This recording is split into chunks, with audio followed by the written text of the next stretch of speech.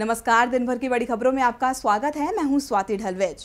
इस बुलेटिन में आज बात होगी बिहार में जेडीयू के मान मनोबल की, योगी और शाह के बीच हुई मुलाकात की, कृषि मंत्री के खिलाफ किसानों के प्रदर्शन की, जानेंगे कि हरियाणा में दलितों ने क्यों अपनाया बौद्ध धर्म और आखिर में बात एनईईटी परीक्षा के नतीजों की। लेकिन तमाम बड़ी खबरों से पहले एक नजर सुर्खियों पर। जम्मू कश्मीर के शोपियां में आतंकियों ने पुलिस पर फेंका ग्रेनेड। हमले के बाद दोनों तरफ से हुई फायरिंग में एक लड़की की मौत, कई पुलिसकर्मियों के घायल होने की खबर। यूपी के सीएम आदित्यनाथ योगी का जादू हुआ फेल। उपचुनाव के बाद बीजेपी अध्यक्ष अमित शाह से मिले योगी, कैराना और नूरपुर में हार के कारणों पर किया मंथन। कर्नाटक में 6 जून को होगा कांग्रेस जेडीएस मंत्रिमंडल का विस्तार। कांग्रेस अध्यक्ष राहुल गांधी की अगुवाई में कुमारस्वामी मंत्रिमंडल का होगा गठन। मंत्रिमंडल के विस्तार को लेकर कल राहुल गांधी ने बुलाई बैठक। यूपी के कैराना और नूरपुर चुनाव में विपक्ष को मिली जीत के बाद कांग्रेस करेगी गठजोड़। बसपा सपा के बाद गोंडवाना गणतंत्र पार्टी के साथ भी गठबंधन को तैयार कांग्रेस। और गिरावट के साथ बंद हुआ शेयर बाजार। सेंसेक्स में 215 अंकों की गिरावट, निफ्टी 10,628 पर हुआ बंद। सुर्खियों के बाद अब बात आज की सबसे बड़ी खबर की। बिहार में जेडीयू ने खुद को बड़ा भाई बताते हुए बीजेपी को आंख दिखाई थी और आगामी चुनाव में अपने लिए 25 सीटें देने की मांग की थी। अब इस पर डिप्टी सीएम सुशील कुमार मोदी का बड़ा बयान आया है। उन्होंने कहा है कि सूबे में नीतीश ही हमारे बड़े भाई हैं। सुशील कुमार मोदी का ये बयान जेडीयू के मान मनोबल के तौर पर देखा जा रहा है। एनडीए के कुनबे में खटपट बढ़ती ही जा रही है। बीजेपी के साथी लगातार उससे दूर होते जा रहे हैं। पहले शिवसेना ने आंख दिखाई, फिर आंध्र प्रदेश की तेलुगु देशम पार्टी ने एनडीए से नाता तोड़ा। ऐसे में अब बिहार में जेडीयू बीजेपी से जुदा न हो जाए, उससे पहले ही पार्टी ने उसे मनाना शुरू कर दिया है। दरअसल रविवार को मुख्यमंत्री नीतीश कुमार के आवास पर जेडीयू कोर कमेटी की बैठक हुई थी, जिसके बाद जेडीयू ने मांग रखी है कि सूबे की 40 लोकसभा सीटों में से उसे 25 सीटें दी जाएं, जबकि बीजेपी को महज 15 सीटें देने की बात कही गई। इतना ही नहीं, बैठक में ये भी तय किया गया कि राज्य में एनडीए गठबंधन का चेहरा सीएम नीतीश कुमार ही होंगे। जेडीयू नेताओं का कहना है कि अगर केंद्र में बीजेपी बड़ा भाई है तो बिहार में जेडीयू है। जेडीयू के इस मांग पर अब डिप्टी सीएम सुशील कुमार मोदी का बड़ा बयान सामने आया है। उन्होंने कहा है कि केंद्र में हमारे नेता नरेंद्र मोदी हैं तो बिहार में बड़े भाई नीतीश कुमार हैं। सुशील कुमार मोदी ने साफ कर दिया है कि सूबे में एनडीए के नेता नीतीश कुमार ही रहेंगे। हालांकि उन्होंने जेडीयू की 25 सीटों वाली मांग पर कुछ साफ नहीं किया, लेकिन ऐसा बयान देकर उन्होंने एक तरह से जेडीयू के बागी होते सुरों को थामने की कोशिश जरूर की है। डीबी लाइव की रिपोर्ट। तो बिहार में बीजेपी नहीं चाहती कि दूसरे सहयोगियों की तरह जेडीयू भी उससे रूठ जाए, इसलिए आज सुशील कुमार मोदी ने बड़ा बयान देकर जेडीयू को मनाने की कोशिश की है। वहीं पार्टी जेडीयू नेताओं से मुलाकात कर आगे की रणनीति बताएगी। वैसे मुलाकात तो आज उत्तर प्रदेश के सीएम आदित्यनाथ योगी ने बीजेपी अध्यक्ष अमित शाह से भी की है। कैराना और नूरपुर उपचुनाव में मिली हार के बाद ये दोनों की पहली मुलाकात थी। माना जा रहा है कि इस बैठक में दोनों के बीच हार के कारणों पर चर्चा हुई है। उत्तर प्रदेश विधानसभा चुनाव में जब बीजेपी को शानदार जीत मिली थी, तब आदित्यनाथ योगी को मुख्यमंत्री बनाया गया था।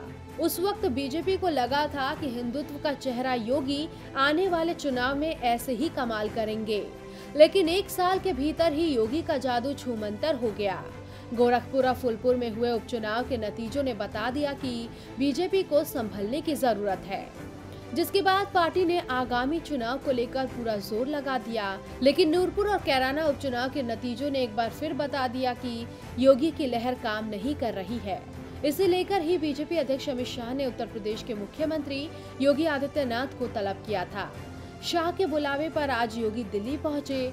बताया जा रहा है कि आज योगी और शाह के बीच करीब 1 घंटे चर्चा हुई। इस दौरान दोनों के बीच हार पर मंथन हुआ। इसके साथ ही आगामी चुनाव की रणनीति पर भी चर्चा की गई। वहीं सूत्रों की माने तो हार के बाद यूपी मंत्रिमंडल में विस्तार और फेरबदल हो सकता है, जिस पर जल्द ही फैसला लिया जाएगा।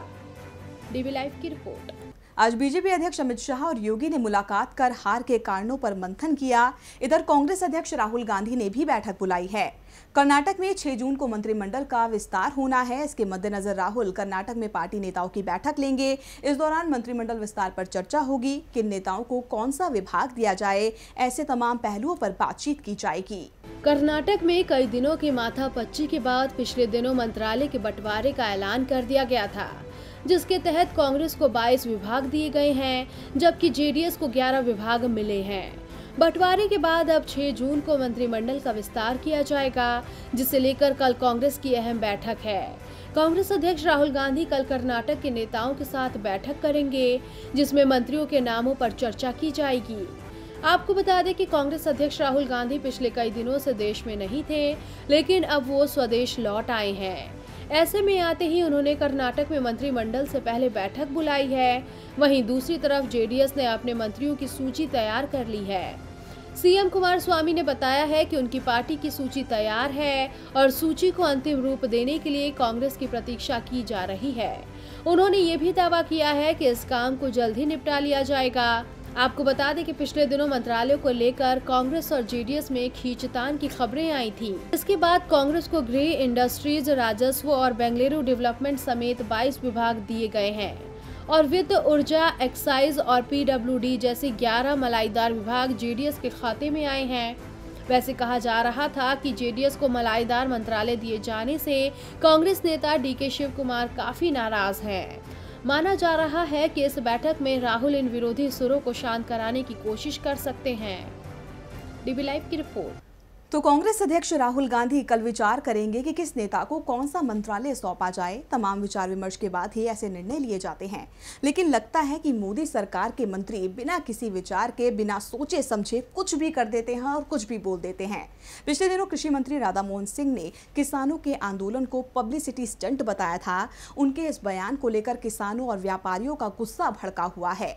उनके बयान के खिलाफ आज नागपुर में प्रदर्शनकारियों ने दूध बहाया, तो वहीं मुजफ्फरपुर में उनके खिलाफ केस दर्ज किया गया है। आज किसानों के आंदोलन का चौथा दिन है। सरकार तक अपनी बात पहुंचाने के लिए किसान खेती-बाड़ी छोड़ सड़क पर उतरे हुए हैं, लेकिन मोदी सरकार को किसानों के आंदोलन से कोई फर्क नहीं पड़ता। तभी तो सरकार में बैठे मंत्री आंदोलन को लेकर बेतुके बयान दे रहे हैं। पिछले दिनों कृषि मंत्री राधा मोहन सिंह ने किसानों के आंदोलन को पब्लिसिटी स्टंट बताया था, जिसे लेकर किसानों का गुस्सा भड़क उठा है। इसके विरोध में आज किसानों ने नागपुर में सड़क पर दूध बहाया, तो वहीं यूपी के मुरादाबाद में फल और सब्जियां फेंककर किसानों ने विरोध जताया। मेरठ में किसानों ने कमिश्नरी गेट पर टमाटर फेंके। वहीं बिहार के मुजफ्फरपुर में मुख्य न्यायिक मजिस्ट्रेट कोर्ट में राधा मोहन सिंह के खिलाफ केस दर्ज किया गया है। सामाजिक कार्यकर्ता तमन्ना हाशमी ने राधा मोहन पर किसानों के आंदोलन का मजाक उड़ाने का आरोप लगाया। आपको बता दें कि किसान 1 जून से 10 जून तक प्रदर्शन कर रहे हैं। किसानों के आंदोलन की वजह से फलों, सब्जियों और दूध की सप्लाई पर सबसे ज्यादा असर पड़ा है, जिसके चलते कई राज्यों में सब्जियों की कीमतें बढ़ गई हैं। डीबी लाइव की रिपोर्ट। तो एक तरफ किसानों ने सरकार के खिलाफ हल्ला बोल रखा है, वहीं हरियाणा में दलित समुदाय ने भी सरकार की परेशानी बढ़ा दी है। दरअसल जींद के 120 दलितों ने अपनी मांगे पूरी ना होने पर दिल्ली के लद्दाख बौद्ध भवन में धर्म परिवर्तन कर लिया। इनका कहना है कि सरकार दलितों की नहीं सुनती। इस धर्म परिवर्तन ने बीजेपी सरकार को फिर निशाने पर ला दिया है। बताया जा रहा है कि हरियाणा के जिंद में दलित समुदाय के कई लोग अपनी मांगों को लेकर तकरीबन 113 दिन से धरने पर बैठे थे। इनकी मांग थी कि झांसा गैंग रेप की सीबीआई जांच हो, ईश्वर हत्याकांड के परिजनों को नौकरी मिले, जम्मू में शहीद हुए दलित के परिवार को नौकरी दी जाए। इसके साथ ही SC/ST एक्ट पर सुप्रीम कोर्ट के फैसले पर सरकार अध्यादेश लाए। इन मांगों को लेकर ये लोग मुख्यमंत्री से लेकर कई नेताओं के दरवाजे खटखटा चुके हैं, लेकिन इनकी मांगों पर कोई ठोस कार्रवाई नहीं की गई, जिससे आहत होकर 120 दलितों ने दिल्ली के लद्दाख बौद्ध भवन में जाकर बौद्ध धर्म अपना लिया। इनका कहना है कि हिंदू समाज के ठेकेदार दलितों का शोषण करने लगे थे। ऐसे में इनके पास धर्म परिवर्तन ही एकमात्र रास्ता बचा था, जिसके चलते अब उन्हें ये कदम उठाना पड़ा। डीबी लाइव की रिपोर्ट। अब बात राजनीति से इतर जम्मू कश्मीर की, जहां एक तरफ पाकिस्तानी सेना गोलियां बरसा रही है, तो वहीं सरहद पार से आए आतंकी सुरक्षा बलों पर एक के बाद एक हमले कर रहे हैं। पहले देर रात आतंकियों ने त्राल में आर्मी कैंप पर ग्रेनेड अटैक किया। वहीं आज शोपिया में भी आतंकियों ने पुलिसकर्मियों पर ग्रेनेड से हमला किया। इसके बाद सुरक्षा बलों और आतंकियों के बीच फायरिंग भी हुई, जिसमें एक लड़की की मौत हो गई है। धरती पर जन्नत कहे जाने वाले जम्मू कश्मीर को आतंकवादी जहन्नुम बनाने पर तुले हुए हैं। पिछले कई दिनों से आतंकियों ने घाटी के सुख चैन को छीन रखा है। बीते 4 दिनों में आज 14वीं बार आतंकियों ने सुरक्षा कर्मियों को अपना निशाना बनाया। दहशतगर्दों ने रमजान के पाक महीने में नापाक हरकत करते हुए आज शोपिया के मुख्य बाटपोरा चौक पर पुलिस नाका पार्टी को निशाना बनाया और उन पर ग्रेनेड से हमला किया, जिसके बाद सुरक्षा बलों और आतंकियों के बीच मुठभेड़ भी हुई। बताया जा रहा है कि इस दौरान हुई मुठभेड़ में एक लड़की की मौत हो गई है, जबकि कुछ पुलिसकर्मियों समेत कई लोगों के घायल होने की खबर है। आपको बता दें कि इससे पहले आतंकियों ने पुलवामा के त्राल में भी 42वें राष्ट्रीय राइफल्स के आर्मी कैंप पर ग्रेनेड से हमला किया था। हालांकि इस हमले में कोई नुकसान नहीं हुआ था, जबकि शनिवार को इंसानियत के दुश्मनों ने श्रीनगर के फतेह दल, बादशाह ब्रिज, बटमालू और मोमिनाबाद में ग्रेनेड हमला किया था, जिसमें 4 नागरिक और 4 सुरक्षा बल जख्मी हो गए थे। डीबी लाइव की रिपोर्ट।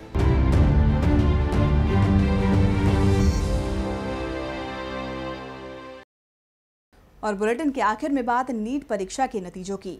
मेडिकल के लिए national eligibility cum entrance test में भाग लेने वाले उम्मीदवारों का इंतजार अब खत्म हो गया है, क्योंकि सीबीएसई ने नीट परीक्षा का रिजल्ट घोषित कर दिया है। छात्र सीबीएसई नीट ऑफिशियल वेबसाइट पर जाकर अपना परिणाम देख सकते हैं। देश भर के एग्जाम सेंटर्स में 6 मई को हुए national level medical entrance exam यानी कि नीट का रिजल्ट आज घोषित हो गया है। नीट का रिजल्ट सीबीएसई ने नीट की ऑफिशियल वेबसाइट पर घोषित किया है।